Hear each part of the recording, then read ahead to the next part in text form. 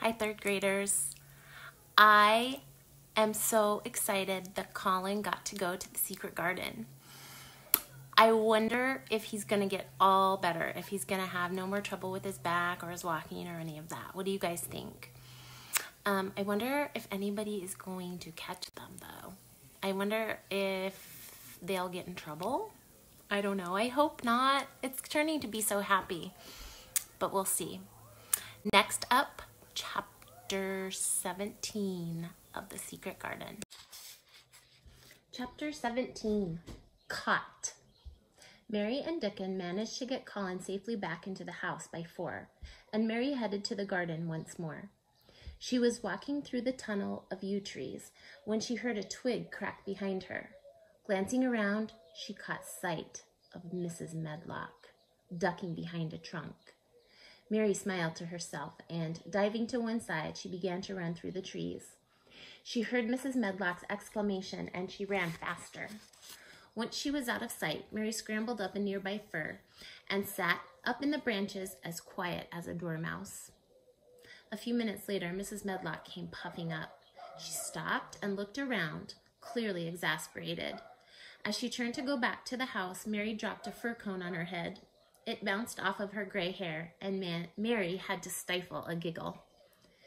When Mrs. Medlock had finally gone, Mary jumped down and carried happily on her way. She took the key out of her pocket and headed for the gate. But just before she reached it, Mrs. Medlock stepped out of the shadow of the trees and grabbed her arm. "You think you can just sneak around and act like I don't know, girl?" She said angrily. What? Stammered Mary, completely taken aback. "Little savage," hissed Mrs. Medlock. "I knew you were hiding something." The key, Mary thought. She managed to slip it into her pocket. "I don't know what you mean." You and your secret ways," Mrs. Medlock interrupted. "Poking about, sneaking off."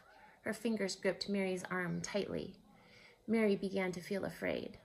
Mrs. Medlock looked almost insane. "Mrs. Medlock, whatever you think I've been doing, I promise—" "Oh, you're nothing but a common little thief," Mrs. Medlock snapped. Mary was so shocked she didn't know what to say. Whatever did Mrs. Medlock mean? She'd never stolen anything in her life.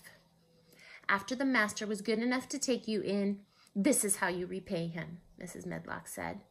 She reached into her pocket and pulled out a string of pearls. Mary's heart dropped. The pearls! She'd meant to put them back in the secret room, but she'd forgotten. I, she stammered. "I didn't mean to take them." Mrs. Medlock glared at her furiously. "The master is waiting," she snapped.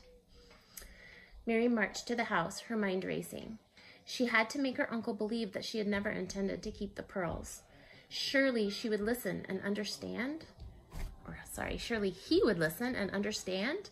But as Mrs. Medlock pulled her up the stone steps and into the entrance hall, she saw her uncle standing on the staircase, and his face was terrible. Fury flashed in his eyes. "So you found her, Mrs. Medlock?" Mrs. Medlock gave a triumphant nod. "Messing around on the grounds. Look at the state of her." "We'll bring her upstairs," ordered Mr. Craven, setting off up the staircase. "Uncle, sir." Mary tried to tear her arm away from Mrs. Medlock, but the housekeeper's fingers gripped tightly. "I didn't mean to take the pearls. I was going to put them back." "Where did you find them?" he demanded. Mary hesitated. She had a feeling that if she said she had been in Aunt Grace's room, that would get her in even more trouble. "Under a floorboard," she lied. "Which floorboard?" I can't remember." Tears prickled Mary's eyes. "I'm sorry." "You understand that these pearls mean something to me," her uncle barked. Mary nodded unhappily. "She's been everywhere, sir," broke in Mrs. Medlock. "She's been to see the boy, too. When I went into his room this morning, his chair had moved. It was that aroused my suspicions, and so I checked her room and I discovered these pearls." "My son? She's found my son?" His eyes bored into Mrs. Medlock. Mary temporarily was forgotten.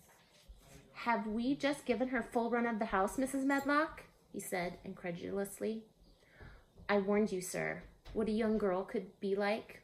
Yes, I did remind you about that, Mrs. Medlock said. Mr. Craven looked back at Mary. Was it not explained to you that you were to stay away from the parts of the house that were not yours to roam in?